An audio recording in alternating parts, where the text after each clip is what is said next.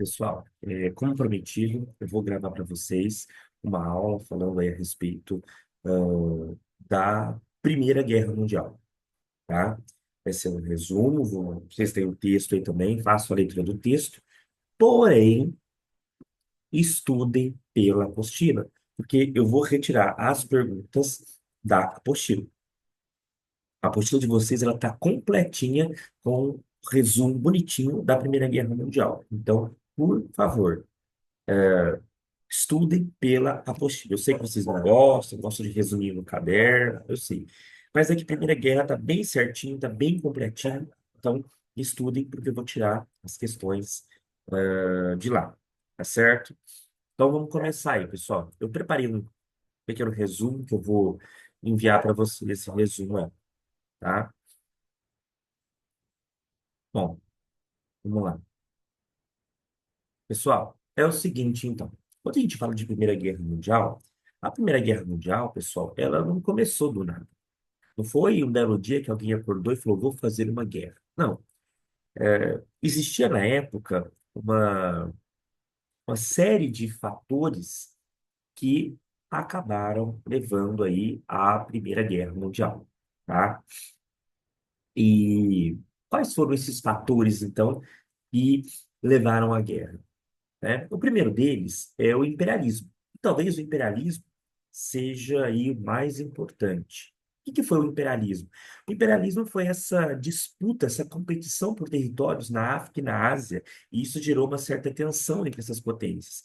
Porque, por exemplo, a Itália e a Alemanha, que tiveram o seu processo de unificação bem mais tarde, vão questionar, porque não ficaram com terras desejadas no continente africano. As melhores terras ficaram, por exemplo, com Inglaterra e com França.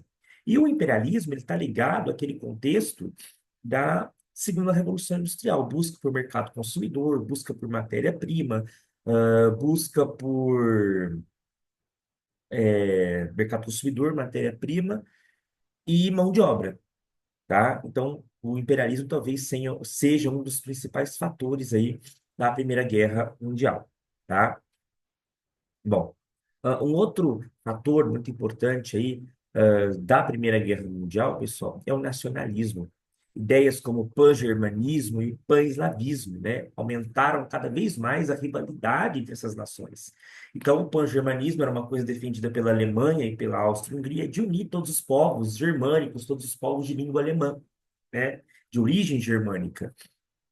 E o pan-eslavismo é a unificação de todos os povos eslavos. Tá? No caso dos povos eslavos, quem defendia isso era a Sérvia e a Rússia. Porém, a Rússia defendia isso porque ela tinha um interesse. A Rússia não tem saída para mar de água quente, ela queria saída para o mar de água quente. Se fosse criar, por exemplo, essa grande Sérvia, e sob o comando da Rússia, a Rússia ia ter acesso, por exemplo, ao mar Mediterrâneo, que é o mar de água quente. Então, o interesse da Rússia estava ligado nessa questão de um mar de água quente, tá? Então, as ideias nacionalistas. Uma outra questão muito importante é a questão da paz armada. De 1870 até a eclosão da guerra em 1914, as potências europeias estavam em paz. Eles não estavam vivendo uma guerra. Porém, se a gente analisar os gastos do governo, nós vamos perceber que eles cresceram muito. E para onde que esses gastos foram direcionados? Esses gastos foram direcionados para gastos militares, o exército, arsenal de guerra, o armamento, né? Então, apesar das potências não estarem em guerra, todas elas estavam se armando, né? Então, a gente chama isso de paz armada ou corrida armamentista. Qualquer um dos termos que você usar na sua prova tá certo, tá? Um outro fator muito importante que levou à guerra é o revanchismo francês. A França, em 1870 e 1871, teve uma guerra, a Guerra Franco-Prussiana, entre a França e a Prússia, que hoje é a Alemanha, né?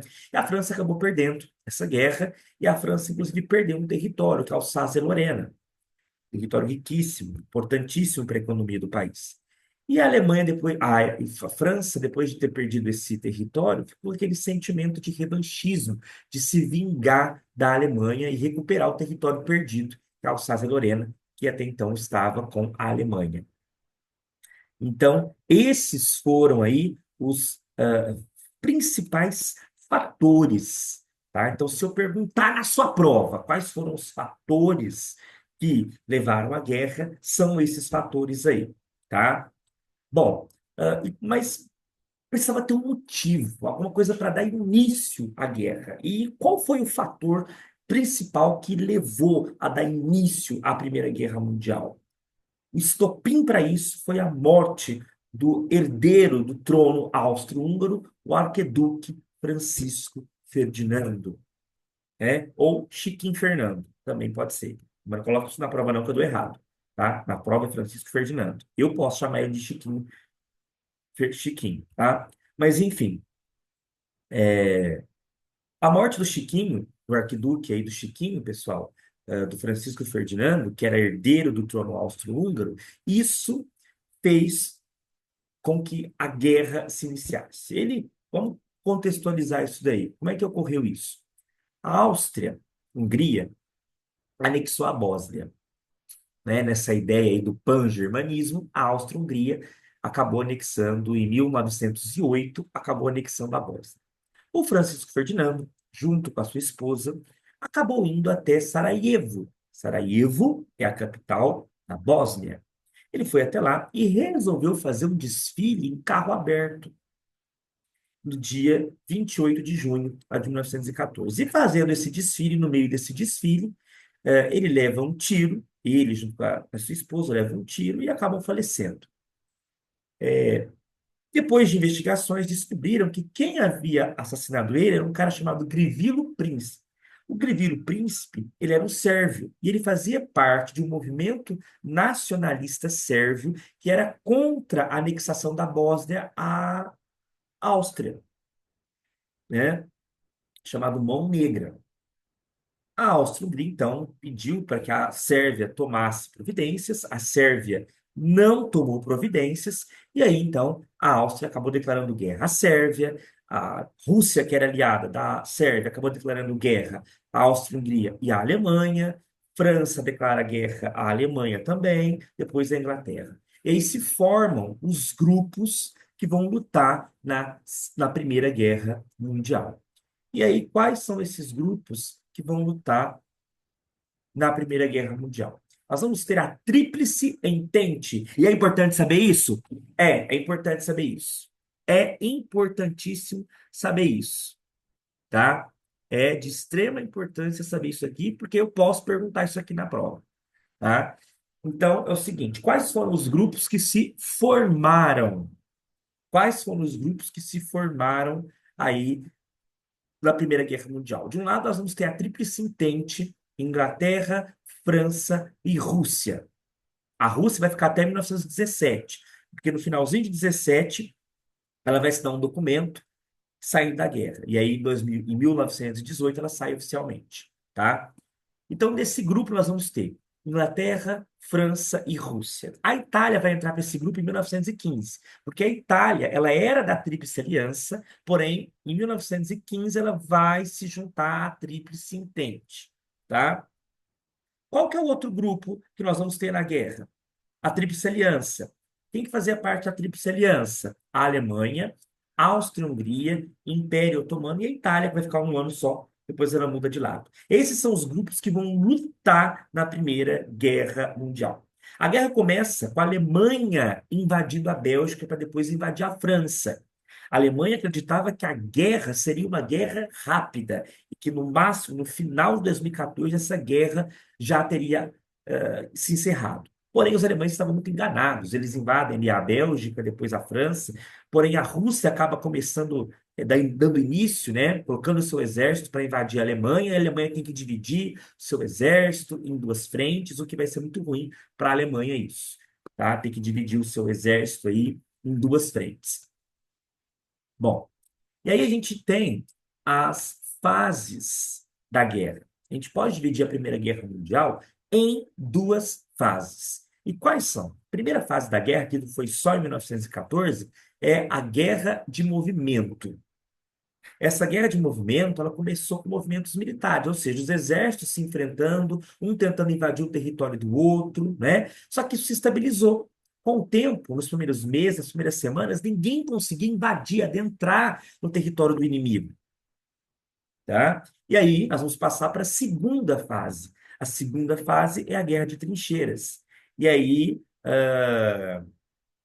essa talvez tenha sido a pior fase da Primeira Guerra Mundial, né? A guerra, ela desse momento, nós vamos ter as trincheiras, buracos cavados no chão, a terra de ninguém e a trincheira do inimigo. Os soldados ficavam dentro dessas trincheiras aí, lutando. Essas trincheiras eram sujas, tinham ratos, baratas, bactérias, fezes, corpos de decomposição dos soldados estavam morrendo, e o soldado ele tinha que ficar lá dentro, ele não podia sair de lá.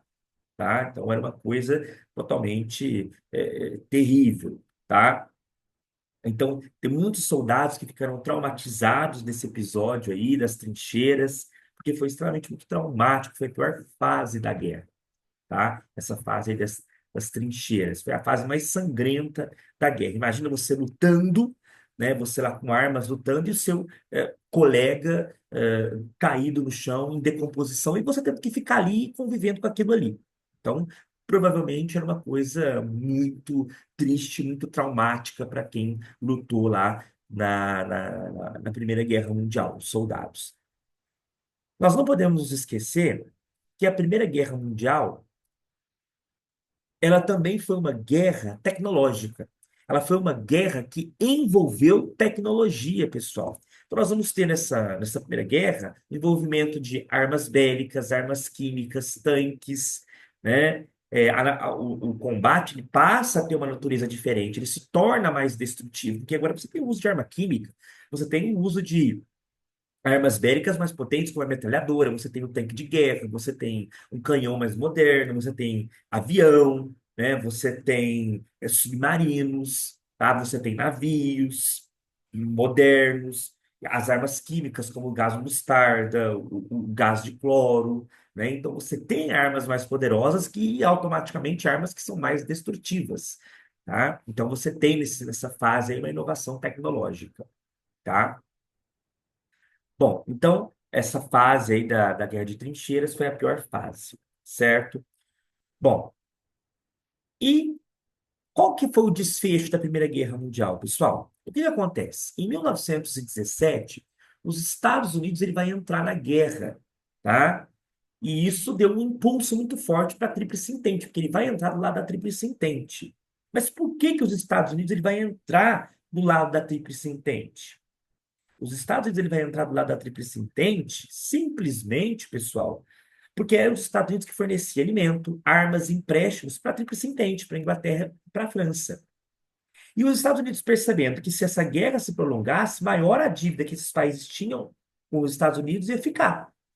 Então ele decide entrar na guerra para acabar com a guerra de vez. E ele é uma força nova, uma força maior que vai entrar desse lado aí. Nessa mesma época, na verdade, presta atenção nisso daqui.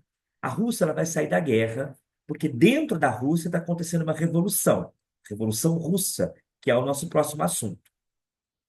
A Rússia ela vai assinar um documento chamado Tratado de Brest-Litovsk. Tratado de Brest-Litovsk. Repete comigo. Tratado de Brest-Litovsk, tá? E a Rússia se retira do conflito. A Rússia assina esse documento no final de 1917, só que os soldados saem oficialmente em 1918. Tá? O documento é assinado em 1917, porém a Rússia sai, os soldados saem efetivamente em 1918. Tá? Então você tem a saída da Rússia, da Tríplice Entente, mas você tem a entrada dos Estados Unidos. Tá? Bom, nessa época, já ali no início de 1918, pessoal, a Alemanha estava um caos. A Alemanha estava enfrentando, né, miséria, desemprego, fome, uma série de protestos, né, dentro da Alemanha. E quem governava a Alemanha era o imperador. O imperador do alemão é o Kaiser, né? E era o Kaiser Guilherme II. Eu falei Guilherme III, é Guilherme II, tá, gente? Na aula, lá na escola. E na apostila também está Guilherme III, mas enfim o Guilherme II, né, que era o Kaiser, ele vai tentar um acordo com o presidente dos Estados Unidos, Woodrow Wilson. Porém, ele não vai conseguir esse acordo e como a Alemanha estava um caos, no dia 9 de novembro, o Kaiser alemão ele vai renunciar, ele vai abdicar do trono. No dia 11, ou seja, 2 dias depois, depois da abdicação do Kaiser, a Alemanha vai ser proposto para a Alemanha, na verdade, um tratado, um armistício, para dar fim à guerra. Só que esse tratado tinha lá algumas imposições para a Alemanha que a Alemanha não podia modificar, né? A Alemanha não podia modificar. A Alemanha acabou tendo que aceitar e assinou esse documento, tá? E aí nós chegamos lá em novembro de 1918, com o fim da Primeira Guerra Mundial, tá? Só que ao longo desse tempo, né, ao longo aí do finalzinho da Primeira Guerra Mundial, o presidente dos Estados Unidos, na verdade, ele vai tentar acabar com a guerra, defendendo uma paz sem vencedores. Ou seja, ele propunha que a guerra fizesse um acordo, que a guerra terminasse, só que sem vencedores e sem vencidos, né? O objetivo era criar um mundo mais justo, enfim. Só que Inglaterra e França não aceitaram essas condições, né? E aí a guerra continuou até que a Alemanha, né, em novembro de 1918, se rendesse, tá? Então, na verdade, o Kaiser, o Guilherme, ele não conseguiu esse acordo, né, com os Estados Unidos porque a Inglaterra e a França não aceitou essa paz sem vencedores e sem vencidos, né? E aí, então, ele vai propor os 14 pontos de Wilson, né, que tem na postura de vocês, o presidente dos Estados Unidos, que era uma paz sem fim da guerra, sem vencedor e sem vencido, mas, como eu disse, repetindo, Inglaterra e França não aceitaram essa condição, tá? Bom, a Alemanha assinou lá a sua rendição, o armistício, ok. Quais foram as consequências da guerra? Primeira coisa, no ano seguinte, 1919, foi feito um tratado. E preste atenção nesse tratado que é importante, hein? Esse tratado aqui, pessoal, o Tratado de Versalhes. Esse documento aqui é um puta de um documento importante. Não porque ele seja bom, ele é péssimo, mas ele é um documento importante. Por quê? Pessoal, a guerra terminou. Só que as potências, Inglaterra e França, não vão deixar a Alemanha bem, né? A Alemanha vai ser considerada a culpada pela guerra. A Alemanha, o Tratado de Versalhes dizia que a Alemanha seria a culpada pela guerra. E por isso ela teria uma série de consequências. Então, por exemplo, a Alemanha tinha que pagar indenizações para os vencedores. 50% dessa indenização foi para a França e 22, quase 22% foi para a Inglaterra, dessas indenizações. E o restante foi para outros países. A Alemanha teve que devolver territórios. A Alemanha foi proibida de ter um exército com mais de 100 mil homens e a Alemanha foi obrigada a entregar todas as suas armas. Só que eles não quiseram entregar. Eles preferiram destruir as armas do que entregar para os inimigos. Tá? Então, o Tratado de Versalhes colocou a Alemanha, que já estava no fundo do poço, afundou ainda mais a Alemanha. A Alemanha ficou ainda mais no fundo do poço, né? O Tratado de Versalhes depois vai ser um dos motivos da Segunda Guerra Mundial, né? Porque a Alemanha se sentiu humilhada com o Tratado de Versalhes. A Alemanha que estava no fundo do poço economicamente ainda tem essa imposição, né? Então ela se sentiu humilhada. E aí isso vai culminar depois, né, no surgimento do nazismo na Alemanha e a Segunda Guerra Mundial, tá? Qual foi uma outra consequência da Primeira Guerra Mundial? Vai ser criada a Liga das Nações, que é uma espécie de órgão tipo a ONU, né? Igual a ONU. Tinha como objetivo promover a paz. Só que a Liga das Nações não deu certo, né, gente? Porque depois teve a Segunda Guerra Mundial. Então quer dizer que a Liga das Nações não deu certo porque ocorre a Segunda Guerra Mundial, tá? Bom, e o que que acontece agora, pessoal? Mudanças. Vão surgir novos países também. Novos países surgem, tá? Então, por exemplo, o mapa da Europa ele fica redesenhado. Você não tem mais Áustria e Hungria. Agora você tem a Áustria e você tem a Hungria, países separados, né? Você não tem mais o Império Otomano. Você agora tem Turquia, né? A Rússia também vai perder territórios, né? Então, a Rússia, quando sai, na verdade, naquele acordo lá, o Brest-Litovsk, a Rússia já perde alguns territórios, né? Enfim, então você vai ter um desenho no mapa da Europa novamente aí, tá certo? nesse momento aí do fim da Primeira Guerra Mundial. Mas o Tratado de Versalhes é um dos mais importantes, tá?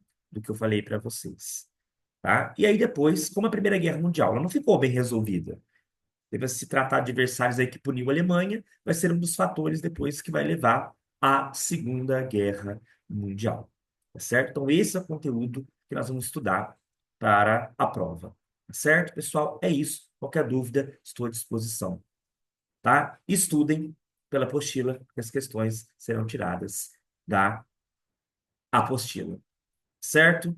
Tchau, gente.